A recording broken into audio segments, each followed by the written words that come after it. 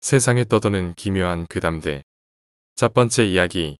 이상한 소문이 있는 집은 조심해라. 대학에 다닐 무렵 이야기다. 그 무렵 이런저런 일들이 좀 있어서 기분 전환도 할 겸 이사를 할 생각이었다. 학교 옆에 있는 부동산에 찾아가 대학 주변에 빠삭한 부동산 아줌마에게 조건에 맞는 집이 있는지 물어봤다. 그 조건이라면 서너 곳 정도 있어. 근데 이런 물건도 있어서. 그러더니 서랍에서 봉투를 꺼내 그걸 뜯어서 나에게 건네줬다. 안에는 어느 집에 관한 설명이 있었다. 역에서 걸어서 2분, 대학까지는 걸어서 20분 거리다. 집세는 월 30만 원에 보증금이랑 복비는 없다. 주차장도 따로 있는 집이지만 따로 사용료를 낼 필요도 없다. 지은 지는 꽤 된 집이지만 방도 넓고 가구로 서랍장도 딸려 있다. 화장실과 욕실도 따로 있고 부엌도 넓어 냉장고랑 세탁기 놓을 자리가 있을 정도였다. 작지만 정원까지 딸린 건물 2개가 딱 붙어있는 형태의 집이었다. 하지만 아무리 봐도 이렇게 좋은 조건인데 저렇게 싼 집세로 나올 리가 없다. 뭔가 수상하다 싶어 아줌마에게 묻자 부침성 좋은 아줌마의 얼굴이 어두워진다. 보통 사람한테는 추천하기 힘든 곳이긴 하지. 의미심장했다. 무언가 안 좋은 사정이 있는 집일 것이라 느껴 자세히 물어보자 역시 생각대로였다. 지난번 살던 사람은 사흘 만에 집을 나왔고 그 전 사람은 나흘, 그 전 사람도. 다들 입주하고 며칠 지나지 않아 어째서인지 집에서 나와 도망쳤다는 것이다. 집주인 입장에서는 그냥 놀려두기도 아까우니 싼 집세를 걸어서 내놓았지만 부동산 입장에서도 소문이라도 나면 곤란하니 웬만해서는 추천을 안 한다는 것이다. 기분 나쁜 예감은 있었지만 일단 워낙 집세가 싼 데다 아줌마도 집주인 볼 낯이 없다며 간곡히 부탁을 하기에 입주하기로 결정했다. 그 자리에서 서류 작업을 마치고 다음날 입주하기로 했다. 이미 이사 준비는 대충 끝나 있었기에 친구의 도움을 받아 반나절 만에 이사를 끝내고 저녁에는 집들이를 겸해 술판을 벌였다. 하지만 밤이 깊자 다들 돌아가 나만 남았다. 그러나 입주 당일 밤에는 딱히 아무 일도 없었다. 하지만 입주 사흘째 되는 날 밤이었다. 아직 기사가 오지 않아 인터넷 연결도 안 된 터라 조금 이른 시간이지만 잠자리에 들어 평소마냥 휴대폰을 만지작거리며 잠이 오기만을 기다리고 있었다. 시간은 2시를 지나고 있었던가. 빠드득빠드득하고 무언가가 벽을 긁는 것 같은 소리가 났다. 주변에서 뭘 하나 싶었지만 소리가 나는 건 옆집과 맞닿아 있지 않는 벽이었다. 그래서 나는 올 것이 왔구나 하는 심경으로 반쯤 체념하고 마음을 굳게 먹었다. 소리는 계속 이어져 발밑에서 시작해 점점 올라가 마침내 천장에서 소리가 들리기 시작했다. 천장까지 올라간 그곳을 이제 쾅쾅거리며 지붕 위를 뛰어다니기 시작한다. 오디오 커튼이 쳐있는 창 너머로 무언가 떨어지는 것 같은 소리가 나더니 소리가 멎었다. 겨우 한숨 돌린 나는 친구에게 연락이라도 해야겠다 싶었다. 하지만 또다시 빠드득빠드득 하는 소리가 창밖에서 들려온다. 보면 안 된다는 생각과 보고 싶다는 호기심이 반반이었다. 하지만 앞으로도 여기서 살 거라면 정체를 확인해둬야 한다는 생각에 나는 자리를 박차고 일어나 커튼을 열었다. 그러자 창밖에는 기묘하게 긴 손을 가진 긴 머리카락을 한 것이 가만히 손목을 바라보며 벽에 손을 대고 묵묵히 긁어대고 있었다. 나는 아무 말 없이 커튼을 치고 부엌에 가서 소금을 가지고 와서 창문 옆에 두고 졌다. 빠드득빠드득 하는 소리는 계속 들려왔다. 나는 다음날 부동산에 찾아가 아줌마에게 역시 귀신이 나오네요. 라고 말했다. 역시 그렇구나. 라고 아줌마는 기운 없이 말하더니 다른 집을 소개시켜주겠다고 했다. 하지만 나는 거절했다. 아줌마는 돈봉투를 내게 건네주며 못 버티겠으면 나와. 바로 다른 집을 소개시켜줄게. 라고 말했다. 그날 밤 역시 2시가 되자 또 빠드득빠드득 소리가 나고 천장을 뛰어다니는 소리가 들린 후 밤새도록 벽을 긁는 소리가 들려왔다. 하지만 나는 무시하고 잠을 잤다. 일주일 정도 지나자 그 소리는 들리지 않게 되었다. 하지만 그 이후로도 종종 한밤중에 자고 있으면 이상한 시선을 느껴 깨어나곤 한다. 그러면 언제나 방 안에 그 귀신이 쪼그려 앉아 나를 째려보고 있지만 나는 무시하고 그냥 잔다. 졸업한 후 직장을 근처에 얻었기에 나는 지금도 이 집에 살고 있다. 솔직히 내 입장에서는 무척 만족스러운 집이다. 두 번째 이야기. 일본 귀신. 고1 때 학교에서 일본으로 여행을 가는 프로그램이 있었습니다. 그때 50만원 정도 내고 큐슈 쪽이랑 저희 학교와 자매 학교를 방문하는 코스였는데요. 5박 6일로 다녀왔습니다.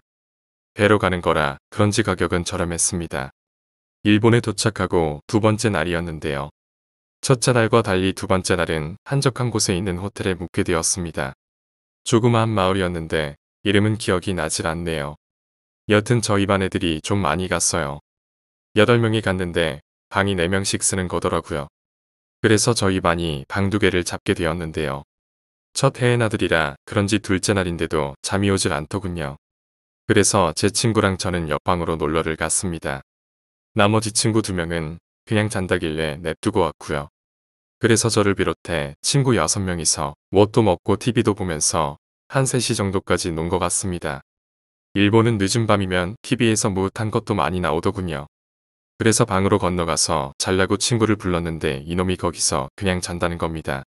그래서 저도 그냥 거서 잘까 하다가 잘 곳이 마땅치 않아서 친구를 냅두고 저희 방으로 건너왔습니다. 근데 원래 저희 방에 있던 두 놈이 TV를 보다가 잠들었는지 TV만 치익거리며 켜져 있더군요. 저희 방은 2층입니다. 침대가 있고 방 안쪽 벽면이 지대로 큰 창문입니다. TV는 그 창문과 벽 사이에 있고요. 그래서 TV를 끄고 무심코 바깥을 쳐다봤는데 가로등 아래에 어떤 여자분이 서 있었습니다. 기모노라고 하나요? 빨간색 일본 전통 의상을 입고요. 그래서 지금 시간에 왜 저런 데 있나 하고 자세히 보려고 하고 있는데 갑자기 고개를 돌려 제 쪽을 빤히 쳐다보는 겁니다. 그런데 거기엔 얼굴이 없었습니다. 완전 그냥 흰민둥 얼굴이랄까요. 놀라서 바로 침대로 다이빙하듯 뛰어들어갔죠. 몸 한 군데도 안 삐져나가게. 진짜 그때는 뭐 하나 삐져나가면 죽을 것 같이 느껴졌습니다. 혼자 벌벌 떨다가 이건 내가 헛것을 본 걸 거야. 여행 때문에 피곤해서 헛것을 본 걸 거야. 이런 맘을 먹고 이불을 걷고 살짝 창문 쪽을 쳐다봤는데 심장마비 걸리는 줄 알았습니다. 창문의 머리가 코 부분까지만 빼꼼히 쳐다보고 있는 겁니다. 창문을 긁으면서 말이죠. 기절한 건지 어쩐 건지 다음날 애들이 깨어서 일어났습니다. 당연스럽게도 친구들은 믿지를 않더군요. 아침을 먹고 깨름직하지만 그 가로등 밑에를 한번 가봤는데 그 골목길 맞은편에 무덤들이 있더군요. 세 번째 이야기, 미다지문. 초등학교 고학년 무렵에 있었던 일이다. 당시 내 방은 다다미가 깔리고 문풍지 바른 미닫이 문이 있는 일본식 방으로 이불을 깔고 잤었다. 어느 날 밤 열이 심하게 올라 방에 드러누워 있던 나는 문득 한밤중에 깨어났다. 하루 종일 열 때문에 자고 있었으니 한밤중에 깨어난 것도 무리는 아니었다. 당연히 불은 다 꺼져 있고 미닫이 문도 닫혀 있으니 방 안은 칠흑 같았다.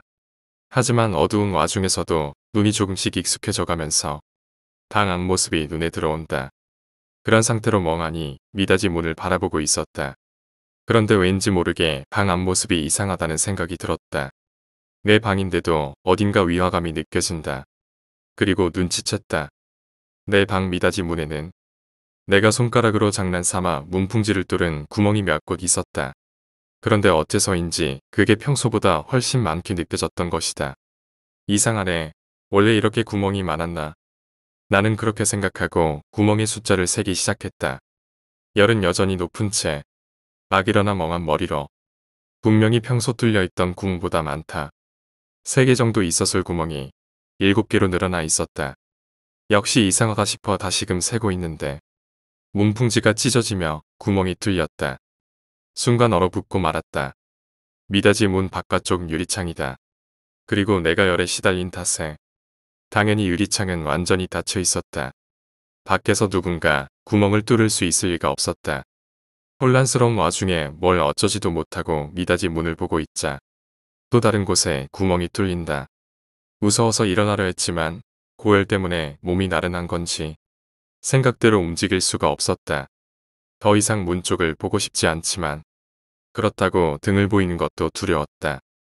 어떻게 해야 하나 고민하고 있는데 갑자기 지익 하고 찢어지는 소리가 나더니 구멍이 5개나 나버렸다. 마치 누군가 5 손가락을 펴서 그대로 문풍지를 찢어버린 것처럼.